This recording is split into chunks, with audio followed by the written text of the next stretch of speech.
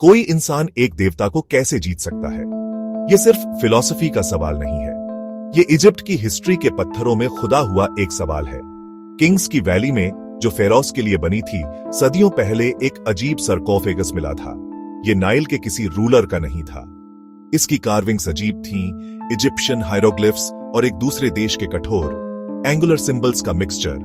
अंदर ममीफाइड अवशेषों के साथ एक टूटा हुआ ब्रोंज शील्ड और एक भाले की नोक थी, जो इजिप्शियन आग में कभी नहीं बनी थी।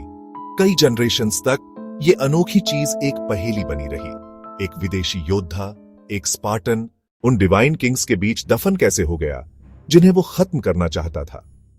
इसका जवाब एम्बिशन, बेथरेयल और एक ऐसी जीत की कहानी में है जिसने एक डायनेस्टी को लगभग मिटा दिया था। यह कहानी एक बड़ी आर्मी से नहीं, बल्कि एक अकेले आदमी की अटूट इच्छा से शुरू होती है। अलेक्जेंड्रिया के पोर्ट्स से लेकर थीब्स के मंदिरों तक डर के साथ फुसफुसाया जाता था। उन्हें लाइकर्गस कहते थे, लेकिन वो पुराने स्पार्टा के लॉगिवर नहीं थे। ये थे Lycurgus the merciless, the serpent on of the Peloponnese. उनकी कहानी एक डरावनी याद दिलाती है। जब लाइकर्गस स्पार्टा की ऑस्टियर बैरक्स में अपनी स्पीयर को शार्पन कर रहा था, इजिप्ट अपने देवताओं की बेनेवलेंट गेज में शिमर कर रहा था। यह एक एंशिएंट लैंड था, एक सिविलाइजेशन जिसने हजारों सालों का इतिहास देखा था, जब स्पार्टा अभी भी गांवों का एक कलेक्शन था। नाइल रिवर उसकी लाइफ ब्लड थी, पानी का एक सीक्रेट सर्पेंट जो डेजर्ट में से स्नेक्ट करता था और इम्पॉसिबल ग्रीन का एक ट्रेल छोड़ जाता था। हर साल उसकी फ्लड सॉइल को रिन्यू करती थी, लाखों लोगों को खिलाने वाली बाउंटिफुल हार्वेस्ट्स की गारंटी देती थी। इस नेचुरल वेल्थ ने इजिप्ट को एंशिएंट वर्ल्ड का ब्रेड बास्केट बना दिया था, अनइमेजिनेबल प्रॉस्पेरिटी और स्टेबिलिटी की भूमि। उसके लोग पावरफुल डीइटीज के पैंथियन की पूजा करते थे और उनके हेड पर फेरो था, हॉरुस किंग, मॉर्टल्स के बीच चलने वाला एक गॉड।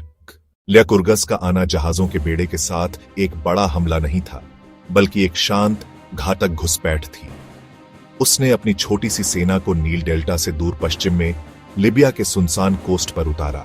उसकी सेना सिर्फ 5000 सैनिकों की थी, जो मिस्र की ताकत के मुकाबले एक मजाकिया संख्या थी। लेकिन वे साधारण सैनिक नहीं थे। स्पार्टन फैलेंक्स रेत के तूफान से बाहर निकल आती थी, कांस्य और लोहे की एक दीवार जो भयानक एकता के साथ आगे बढ़ती थी। मिस्रवासी, जो अव्यवस्थित रेगिस्तानी जनजातियों के साथ झड़पों के आदी थे, उन्होंने कभी ऐसी अनुशासित हिंसा का सामना नहीं किया था। स्पार्टन्स ने अपनी फॉर्मेशन नहीं तोड़ी, उन्होंने युद्ध के नारे नहीं लगाए, वे बस आगे बढ़ते गए। उनके भाले मौत का जंगल बन गए। पहली सच्ची परीक्षा पैराइटोनियम के किले में हुई। मिस्र का कमांडर नेबामुन नाम का एक रईस अपनी ऊंची दीवारों और बेहतर संख्या में आश्वस्त था। चांदनी रहित रात का फायदा उठाकर स्पार्टन्स की एक छोटी कुलीन टीम किले के पीछे चट्टान के एक असुरक्षित हिस्से पर चढ़ गई। उन्होंने चुपचाप पहरेदारों को खत्म कर दिया और भीतर से एक सेकेंडरी गेट खोल दिया। सोते हुए मिस्र के सैनिकों को उनके बिस्तरों में ही मार डाला। दोनों पक्षों के लिए दांव अब बहुत क्लियर थे। लाइसर्गस के लिए पीछे हटना नामुमकिन था। वह और उसके आदमी घर से हजारों मील दूर थे, एक दुश्मन देश में फंसे हुए थे, जहां एक बदला लेने वाली सल्तनत उनका शिकार कर रही थी। अमुन रा के एक हाई रैंकिंग पुजारी, जिसका नाम पेंटू था, वह युवा फराओ एमेनहोटप चौथे से नफरत करता था, क्योंकि वह एक छोटे सूर्य देवता एटेन के साथ धार्मिक छेड़छाड़ कर रहा था, जिसने अमुन पुजारी वर्ग की स्थापित शक्ति को खतरा पैदा कर दिया था। एक सीक्रेट मैसेंजर के जरिए उसे फायुम ओएसिस के पास एक महत्वपूर्ण सप्लाई डिपो के बारे में पता चला, और रेगिस्तान में मिस्र की सेना के लगातार ऑपरेशंस के लिए जरूरी था। यह जानकारी एक वरदान थी। मेम्फिस के सुनहरे मंदिरों से धोखे की फुसफुसाहटों ने स्पार्टन सांप को उसका जहर दे दिया था। फैयुम सप्लाई डिपो पर वो डेवस्टेटिंग रेड एक हॉक की तरह ओएसिस पर टूट पड़ा। उसके आदमियों ने सरप्राइज्ड गैरिसन को ओवरवेल्म कर दिया और सप्लाईज लूटने के बजाय उन्होंने उन्हें तबाह कर दिया। अनाज के पहाड़ जला दिए गए। राजधानी मेम्फिस तक का रास्ता स्पार्टन फैलेंक्स को मेम्फिस की दीवारों के सामने देखकर शहर के निवासियों के लिए कलेक्टिव, दिल दहला देने वाला डर का पल था। ये लेजेंड के ब्रॉन्ज डिमंस थे। शहर साम्राज्य का गहना था। उसने एक टाइट ब्लॉकेड स्थापित की। उसके स्पार्टन्स ने आसपास के गांवों पर टेरिफाइंग रेड की। दीवारों से डिफेंडर्स अनुशासित स्पार्टन कैंप देख सकते थे। यह मेम्फिस के अंदर बढ़ते केओस और डिस्पेयर के विपरीत था। सड़क पर झगड़े भड़क उठे। घेराबंदी का क्लाइमेक्स 10वें हफ्ते में आया। मेम्फिस के अंदर सिचुएशन बहुत खराब हो चुकी थी।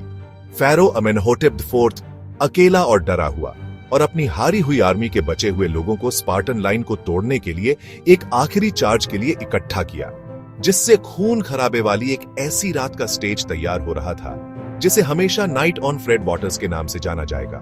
जैसे ही मेम्फिस के मेन गेट्स खुले, उसके फॉलोअर्स जो सिटी की वॉच की रैंक्स में घुस गए थे और नील नदी के किनारे रीड बेड्स में लैकरगस ने स्पार्टन्स की एक टुकड़ी को छिपा कर रखा था, उन्हें सिग्नल दिया।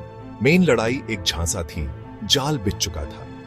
नदी के गेट्स से घुसे स्पार्टन्स का मकसद जीतना नहीं बल्कि तबाही मचाना था, और सबसे जरूरी मेम्फिस को ताजे पानी की सप्लाई करने वाले मेन एक्वाडक्ट की तरफ। और सिस्टमैटिकली कुओं में जहर घोलना। लैकरगस ने अपने आदमियों से एक छोटी नहर को मोड़ने के लिए कहा। उनके सिस्टर्न। उस भयानक रात के बाद मेम्फिस ने सरेंडर कर दिया। शहर के गेट्स एक जीत हासिल करने वाले हीरो के लिए नहीं। लिकरगस ने अपनी सेना के साथ शहर के दिल में मार्च किया। फराओ अमेनहोटेप IV को उसके महल में पकड़ लिया गया। उसे स्पार्टन के सामने ग्रैंड थ्रोन रूम में लाया गया। अपने नए सहयोगी पेंटू के साथ एक तनावपूर्ण दावत के दौरान लिकरगस अचानक बीमार पड़ गया। पेंटू, साजिशों का मास्टर, ने अपना अंतिम दांव खेला था। उसे उसकी शराब में मिलाए गए एक रंगीन गंधहीन जहर ने मार डाला।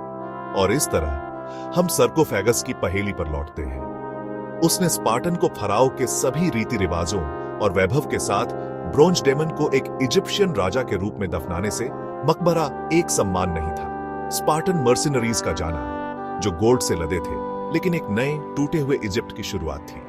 लाइकरगस की लेगसी, इसलिए स्पार्टा के इतिहास में, लेकिन इजिप्ट में लैंडस्केप पर फिजिकल स्कार्स ठीक हो गए।